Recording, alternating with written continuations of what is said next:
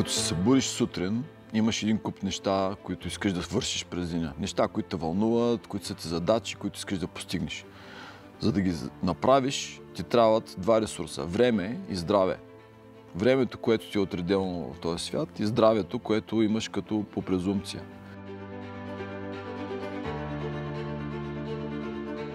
Аз съм Дойчин Каршовски, роден съм в Варна през 1968 година. 20 години живея в Щатите със семейството си. През по-голямата част от съзнателния си живот съм правил неща, свързани с двигателна активност, спорт. Тренирал съм и съм бил треньор. Това, за което съм сега тук в България, е да донеса част от нещата, с които съм се занимавал последните години в Щатите с клиенти и да се опитам да ги направя в България и дори по-добре, отколкото ги правя в Щатите.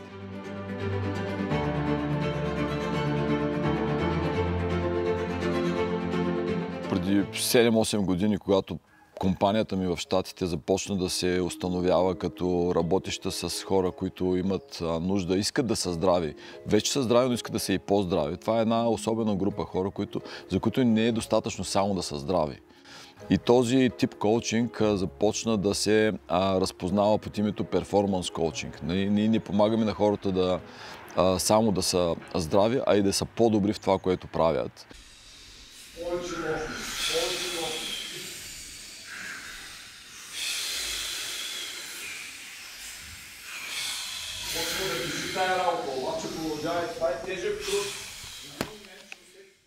Много ясно си спомням първия път, когато слушах Питър Атия по подкаста беше на Тим Ферис. Аз много слушам Тим Ферис. И тогава просто този човек, Питър Атия, ме грабна с изказа си, невероятно добър изказ, невероятно добре подредени мисли, логични. Той е, между другото, и математик, и инженер, и доктор. Значи, комбинация, която обяснява яснотата, с която говори и обяснява всяко от нещата. И си казах, ще го следвам този човек и така започна моето взаимодействие в една посока. Нали? Той само ми дава, аз нищо не съм отдал на човек още. Но надявам се, че докарвайки книгата му в България, съм върнал част от нещата, които нали, съм научил услугата. Питър Атия казва, така има 4 неща, от които хората умират. Нали, генерално в света. Това са сърдечните заболявания, рака, метаболитните заболявания, диабетите и болестите на менталната, на мозъка. И във всеки един момент, един от тези, както ги нарича той, конници, като биглейско, те дебни от някъде да те сполети. И ти, ако искаш да си жив, ти трябва да си сигурен, че ги държиш под око тези конници. Къде се намират? Зад гърба са ти, дебнат с копие или са пред тебе на няколко мили и ги държиш под око и знаеш къде и какво правят във всеки един момент. И това се превежда на езика на практиката с ранна диагностика и превенция. И тук започват въпросите. Медицина 1.0, казвате тази на Хипократ. Нали? Това е зародиша на съвременната медицина. Медицина 2.0 я свързват с началото на откриването на антибиотиците, превенцията за заболявания, свързана с миене на ръце, хигиената, изобщо и медицината, която в момента съществува мейнстрима, е медицина 2.0. Тази медицина огромен прогрес в последните 5, 10, 15 години, технология, наука, но тя е медицина 2.0, която се грижи за проблеми, фиксва неща, счупвания, болести, пандемии. Всичко това се грижи медицина 2.0 с много добри резултати. Медицина 3.0, която казвам, че е медицината на бъдещето и който термин и Питър Атия в книгата си налага, е медицината, която за цел е никога да нямаш нужда от медицина 2.0. Тоест, ако свършиш всичко, което медицина 3.0 ти предлага, шансовете да попаднеш в лечение или интервенция на медицина 2.0 са минимални, свързани с инциденти, счупвания, не дай Боже, неща, които се случват и ти няма как да ги планираш. И там медицина 2.0 е много ефективна. Медицина 3.0 залага на ранна диагностика, такава, че да ти даде достатъчно actionable информация, такава нещо, по което ти можеш да вземеш, да направиш конкретно действие. Какво значи за мен ранна диагностика? На какво? Колко пъти? Къде мога да отида? Колко често? Как се казват специалистите, които извършват тази диагностика? Колко струва? Ти си окей за твоята възраст. Това ми казват много хора. За твоята възраст си много добре. Добре, ама аз искам да съм по-добре. Дайте ми нещо, с което да се сравнявам. Влязах в клиниката Превентика, където имат супер готини модерни оборудвания и такива лъчезарни хора. Чувствам се като в Америка. И казах, искам всичко, което може да ми направи за сърцето. Те умряха от смях, разбира се, но казаха, ще отнеме около 4 часа.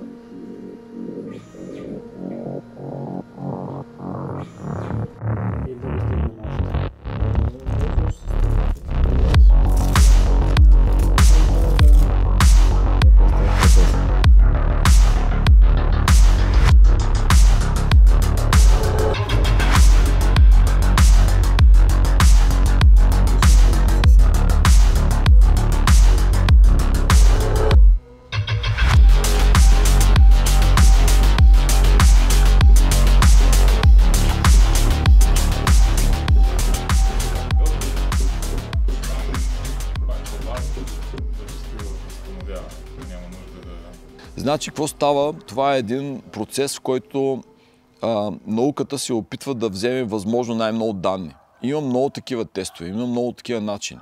И тия данни в един момент трябва някой да ти ги обясни, защото за мен нищо не значат. Хайде, аз съм се поинтересувал малко, горе-долу знам, чел съм. Но е много хубаво, когато имаш насреща човек, който също е чел, който също не се интересувал и с него го разговаряте на един език. Този номер какво значи за мен? Това число какво значи за мен? Ето това тук малкото за дебеляване, което е. Това тук е такава съвсем начална плака, нали. А интима медиа тикнес, това, което, нали, там са ви го написали, но то отдавна не е актуално е. Само така да по-изправено да го снимам и ще ви го покажа. Ето това е интимата, вътрешния слой на кръвоносните съдове, където когато има наслоявания на плаки, те започват от тук и измерването на тая дебелина интима медия. Това е, нали, дебелината на интима медия, което преди се считаше, че е показател, който трябва да се следи. Отдавна това го няма. Сега примерно тук е по-задебелено, нали, което е. Но това не може да служи за сравнение в времето. Калциевия скор, който е вашия, това е нисък риск, нали, 5 единици е нисък риск. Вече като получим лабораторните резултати, ще ви сметнем и по другия скор да видим колко ще излезе, нали? Като да знаем имате ли кръвно, нямате ли, като видим холестерола, вече ще определим какъв е риска за сърдечно-съдови събития. До тук всичко окей. За моето сърце разбрах, че имам много неща, какво да уча. Имам неща, които трябва да обърна внимание. Сега, когато имам тези резултати, които все още значи, когато ги имам, аз мога да се консултирам с тях постоянно, сега да гледам. Ако видя някакъв подкаст, утре прочита нещо, ще сравня веднага с резултатите. Какво казва там, имам резултати с каквото да сравня. И така сам мога да си апдейтвам моя критерий за здраве.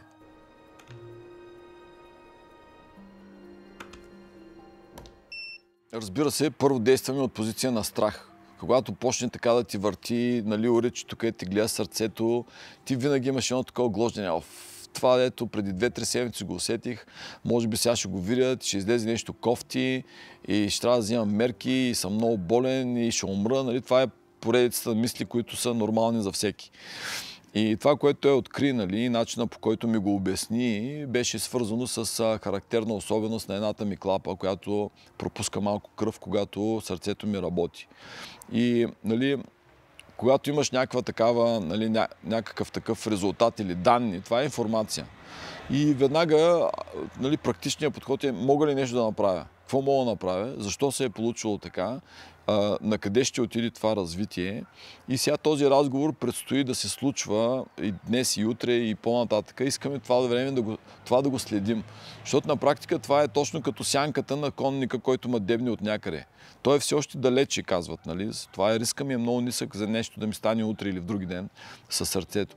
Но е нещо, което той конник е там някъде и ме дебне от някой ъгъл. Тия черти, които вие може да си подобрите физическата издръжливост. Това нещо си има колко е пулса между цифров двете? израз, точно така. Пулса между двете. Вие, ако тренирате между честоти 110 и 130, още повече ще си подобрите. Но вашия капацитет е супер. Да. Аз съм заложил на зона 2 да тренирам. Както си примерно тичате с честота 130, изведнъж правите бърст от 140, 150, 160, влизате в четвърта зона и се връщате обратно между втора и трета зона. Аз съм много щастлив, че вече правя голяма част от нещата, които водят до добро здраве. В голяма част заболяванията се протичат точно така. В началните стадии те нямат никакви оплаквания и такива се появяват вече чрез разгръщане на въпросното заболяване. Затова наистина е необходимо да се прави точно тази профилактика. Първо трябва да се отговорим на въпроса от една страна дали той има някакви оплаквания, дали той има някакви неща, които го смущават чисто в физическото му състояние и от друга страна той какви рискови фактори има. Като започнем от рискови фактори, които са свързани с наследствеността, дали имаме някаква фамилна обремененост за сърдечно-съдови заболявания, за неопластични заболявания, за невродегенеративни заболявания, т.е. ние първо трябва да знаем дали имаме някакви фамилни предпоставки за това нещо. Второ, трябва да знаем начина на живот на съответния пациент. Мотивацията ми ще е по-силна сега. Още едно защо се добавя към нещата, които правя. Още едно защо ще ми помага да отида в джима и да направя зона 2 кардио, което е една цяла друга тема. Още едно защо ще ми помогне да вляза в басейна и да изплувам едни екстра 1000 метра. И още едно защо ще ми накара да изляза по-често с кучето и да го разхождам навънка. Хубавото на темелите, за които започнахме, е, че всичко води до тях. Дори нищо да не знаеш, ако ги правиш и следваш този път, конниките няма да изненадат или ще изненадат, или ще дойдат при тебе твърде късно. И затова тия са перфектните темели. Дишане, сън, движение, хранене. Колко от тях интегрираш в живота си, смисъл грижа за тях. Всички спим, но как спиш? Колко е ефективно? Колко часа? Това стига ли ти? Възстановява ли ти ресурсите през деня? И това са въпроси, които търпят оптимизация. И всеки има някакъв рум за това, някаква зона, в която може да бъде подобрен. За сърдечно-съдовите заболявания, да, точно това са тютюнопушенето, високото кръвно налягане, високите стойности на липидите, на холестерола, на липопротеина, изобщо на всички атерогенни липиди. Това са наднорменото тегло, захарния диабет, вече бъбречни заболявания, ако има, те допълнително увеличават риска, но това са физическата неактивност, заседналия начин на живот, изобщо съвремието изобилства с така с рискови фактори, които се отразяват неблагоприятно върху сърдечно-съдовото здраве. Сърцето обича всякакви видове натоварвания, за да е здраво. И затова препоръката към движенията, свързани с подобряване на сърцето, са като пирамида. В най-отдолу слагаме тези движения, които са свързани с нашите 90% от нашето ежедневие. И там е зона 2. Зона 2 е там, където все още можеш да поговориш сега като мен, без да се задъхваш. Ако не мога да кажа дълго изречение, т.е. вече се задъхвам, вече съм в зона 3. Това е най-лесният начин да установиш в коя зона работиш. Бързото вървене, както кажеш, вървиш с цел на някъде, обикновено е зона 2. Плуването за мен е зона 2. Лекото бягане може да бъде и в зона 3, може да бъде и в зона 2.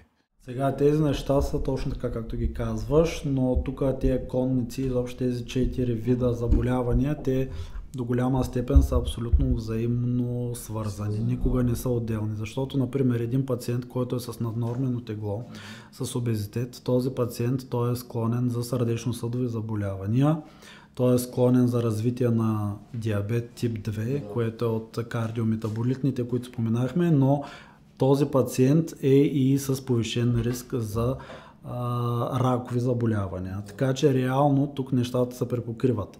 Примерно пациентите, които са с психически разстройства, те много често имат и повишен сърдечно-съдов риск.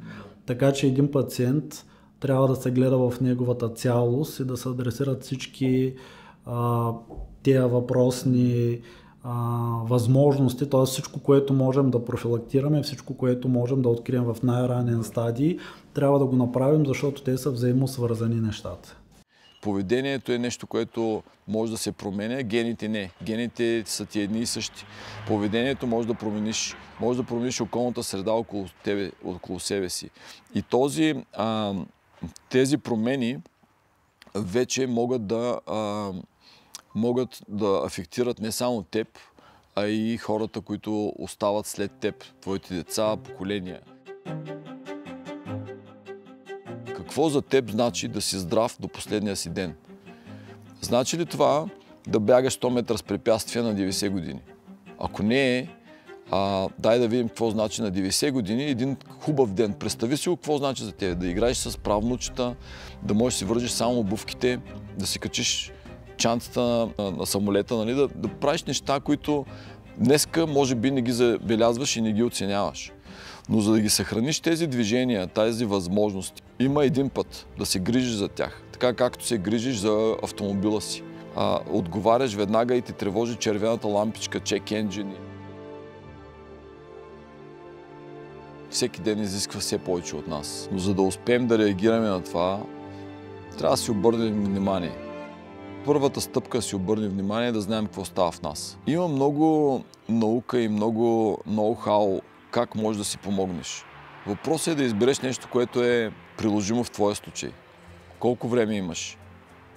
Колко можеш да отделиш за себе си? Всичко останало ще ти създаде напрежение и имаме прекалено много от това. Тоест, не искам да плаша никой. Това е моят път. Обаче аз така се успокоявам. Отделям повече време за нещата, които обичам, като знам, че съм take all care, нали? Взел съм под внимание всичко, което ме заплашва. И посланието е, че това е достъпно, вече го има. Хубаво е да го планираш и като време, и като бюджет, и като внимание. И това е една малка стъпка.